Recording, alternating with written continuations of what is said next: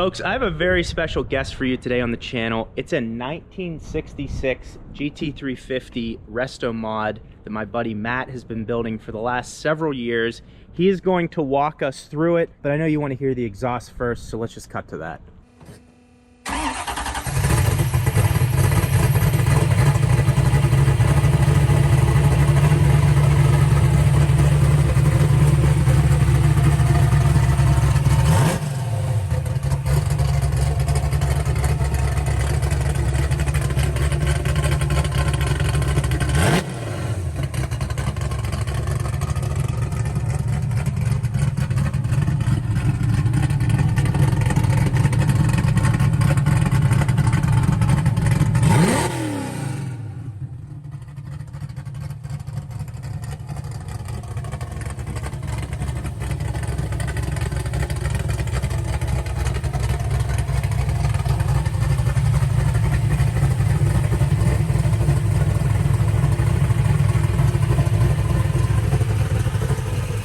There's a lot of customization that went into making this. That's why I'm gonna have Matt walk us through exactly what went on here. We'll start with the shell, we'll go to the engine, we'll go to the interior, just kind of work our way around the car to give you guys all the information you're gonna want. And then if you have any further questions, just leave it down in the comments below. So we'll start with the exterior, the color, the paint. What was that based off of? So this is just your tried and true Ford white with blue racing stripes. So just wanted to really mimic the GT350 vintage, if you will. Okay. And then as I was talking to you earlier, this, can't remember what you said, the color here. Yeah, so we wanted to trim match everything. All the metal was a little bit different, and builder kind of talked, and we said, hey, let's just do a brushed nickel. So all the exterior metal you're going to find, minus the lip on the rims, are going to be a brushed nickel. Okay. Which really pulls it all together. Nice. Jeez, that's beautiful.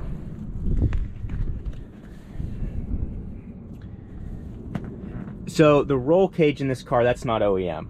It is not. No, this was a bolt-in cage that I had custom done when I was out in California. Okay. Steering wheel original? Yeah, so that's going to be more of that true 1966 GT350 steering wheel. So I wanted to keep, again, a little bit of that vintage feel as much as we could with the Restomod. I really like the look of this. It seems like a durable, while like matching with the time, the carpet here. So is that, again, something standard aftermarket? Yeah, so that came from CJ Pony Parts. Those guys have a lot of really good stuff that feels OEM, but has a much more upgraded quality to today's standards. Yeah. That's beautiful. And I saw it, this is really interesting, when you pulled up earlier and you had to pull the e-brake from down here. That was a throwback, so that was cool to see. Even this, like, that drive shaft and all this. Wow. All right, so now the part that everyone wants to talk about is the motor. So let's pop the hood and take a look under there. Sure. So another thing that we wanted to do was really hide the opening mechanism, just for the aspects of going to show. So we have a 3 push button setup that's inverted. Okay. So that we can do that. And then you look in the engine bay here and you can still see that the brushed nickel theme still plays in here. Yeah, with the braces, both the Monte Carlo and the export brace. And then we got some Ring Brothers hood hinges back here, which are really a huge favorite of mine. Shout out to those guys, do phenomenal work. Okay. And then as we look in the engine bay, what we have is a 363 stroker motor. So it's got 11-to-1 compression, running a dart block, AFR 205 heads, AFR intake, scat race crank, Isky race cam, and then we did electric water pump, electric fan to take some drag off of the motor. And then we also have a Jessel valve train, as well as CP rods and pistons that really make up what this thing can do. I was telling you, Ben, a little bit earlier, but it's got an 8,200 RPM red line, so this thing really screams. And you said it's rated, it can do 0 to 60 in 3.5 seconds. You got 3.7 out of it. Got 3.7 out of it, dumping the clutch. They really did a good job of putting this drivetrain together. So I've got 315s on the rear that help me hook, Toyo R888Rs. Yep. And then we also have 350 gears. So a lot of people ask me why I didn't go 373s. Well, so I can put the power down. Okay. Because 373s give you a little bit of that shorter feel in first and second. And then that's when you get a little bit squirrely and you know, all the Mustang guys get made fun of. Right. Yeah, we're trying to avoid that. Yeah, we're trying to avoid that. Yeah, we're trying to move on from that. And then also you have the Wilwood brakes on there. It's a brake reservoir there. So talk about the brakes again. What sizes do we have? Yeah, so we did a full Wilwood setup. This is a 6 caliper, 13-inch rotor in the front, And in the rear we have 4-piston caliper with 10-inch rotor, 10.5-inch rotor back there. So you've modernized it where it needs to be so you can reliably drive it, but then you've also left the classic lines of the car. And like we've talked about in the past, like I have no understanding of older cars, so I'm very excited to drive this with the coilover setup, with modern brakes, but they're not electronic brakes, right? I mean, they're not. Yeah. No, so again, you know, going back, we have manual steering and manual brakes still. Yeah. Which I'm excited to see you drive with that. Yeah. See how you feel. I haven't been to the gym in a while, so hopefully I can move the wheel. I'm really excited to drive this thing. I hope you guys appreciate this video. I know I've been covering, Tesla Nation a lot lately, and that's because it's a cult and it also pays the bills. So I have to mix this stuff in so I can educate you other cult members out there. And that's okay. So yeah, we're gonna take this thing for a ride now, and I hope you enjoy the video.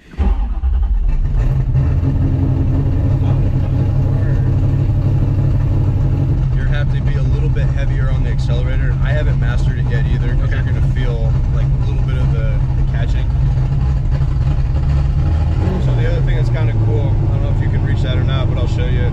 But that's the head unit for the sniper system. So I just tucked it in the ashtray. So if I have to do tuning on the fly, I can.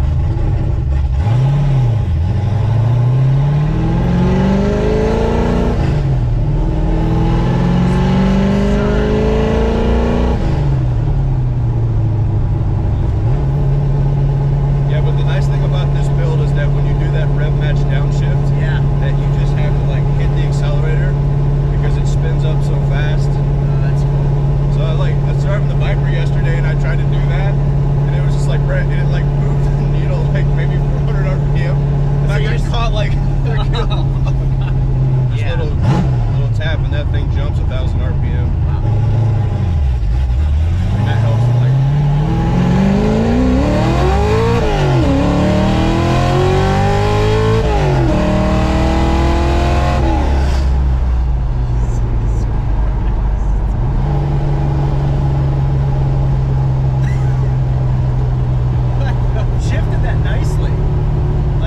I'm getting better at it. Yeah. You know, I've had this thing back for about like maybe a month or a little bit more. Okay. So I'm starting to get a little bit more used to it, because dude, I used to grind the hell out of second gear. Oh, I bet. Yeah. That was tough. You kind of have to. You just have to like wait on a little bit, just let everything line up. A little bit of a delayed shift. Yeah. Not much. I mean, it's not like a T56 where you can just grip it. Right. But it's almost there. Jesus. No, like it rides nice for how for what this is.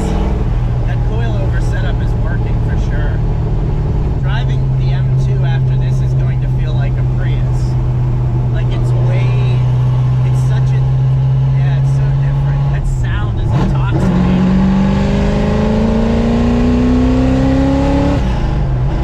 Should have been down in second. That's another thing I'm getting used to too. But no, dude, I mean, the M2 would crush this thing on the track. Maybe. No doubt. Oh yeah.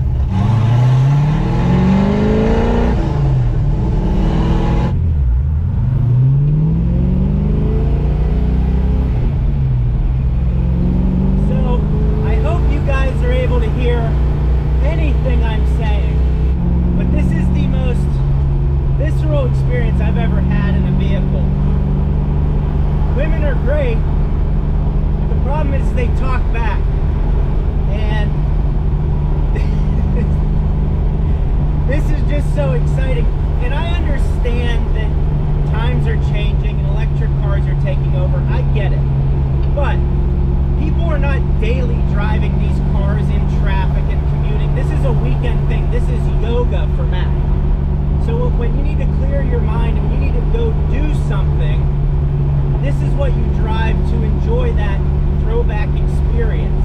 So that's why I can't stand when people say, oh, electric's greater than gas. It's not that one's better than the other. They're totally different things for different parts of your life.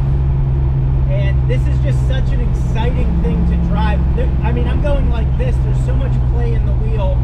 The brakes, you know, today's cars, you hit the brakes, they're touchy. These brakes need to have heat in them. You have to be all the way down into the brakes. You have to let the car heat. You can't just get in it and start whipping around. Also, shifting this car, I mean, I have to like stretch to get into it. I mean, it's such an incredible experience. And it's also about 2,900 pounds, you think? Yeah, I mean, that's probably a good guess. Where this thing starts to get in its RPM bands, probably really about like 3,700 RPM. Okay. Because again, that 8,200 RPM red line, it'll really allow you to carry it much more comfortable than anyone that's drove an American car feels comfortable with, especially from the old school. Transmission is intimidating at first, but it's nice to shift. Like, it's impressive that once you get a little bit of a feel for it, not hard to find the gear, I guess is what I'm saying, for how I'm driving it right now. Yeah, I feel like Tremec really did a pretty good job of helping guide it, but not being the deciding factor in your gear change, right? Yes. Yeah, that's a good way to put it. I also love the feel of it. It's exciting every time you reach down to grab another gear, whether you're going, that's exciting. Like, it's just, oh, this thing is fun. It just puts a smile on your face.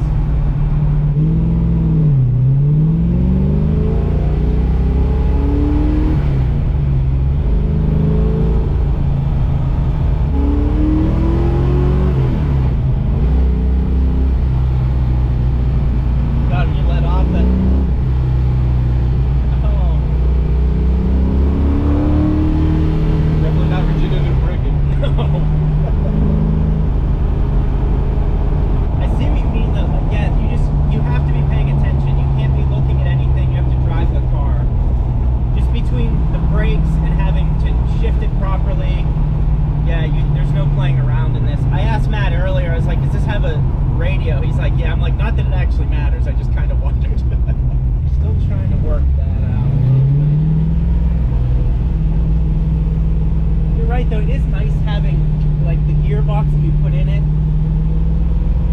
to where you don't have to worry about like, oh, am I gonna break it? Like, it's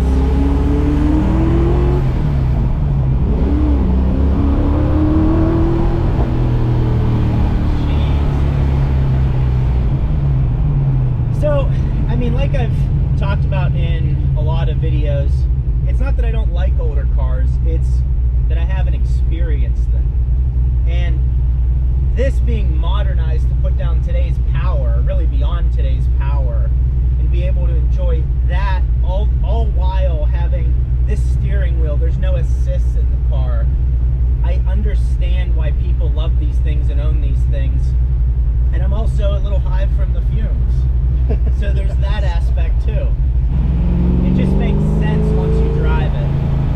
And that's why I try to drive everything on this channel, is so I can have better perspective. So when I'm driving a newer car, I can compare it to an older car, or when I'm driving an electric car. Yeah, that's the craziest thing, you know. I hopped out of this, and my buddy's got a new Handmade competition. Oh, nice. So you get in that thing, and it's just a point and shoot. Yeah. And man, is it just wild to have that type of horsepower on an all-wheel drive platform and shoot you out of a hole. Yeah. And then you get back into this, and it's almost like, I mean, yeah, it doesn't give you that wild acceleration feeling, but there's different points to earlier comment of, you gotta drive all the cars. Yeah. If you're a true car enthusiast, that's what you really should do, you know? You gotta drive them all and appreciate them all, and really at the end of the day, what it comes down to is the friendships that you create with people in the car. It becomes less about the car and more about who you're talking to, who you're spending time with. That's really what's important. And that's what I've learned about the car community more than anything. God, I love having to worry about the steering. I love that.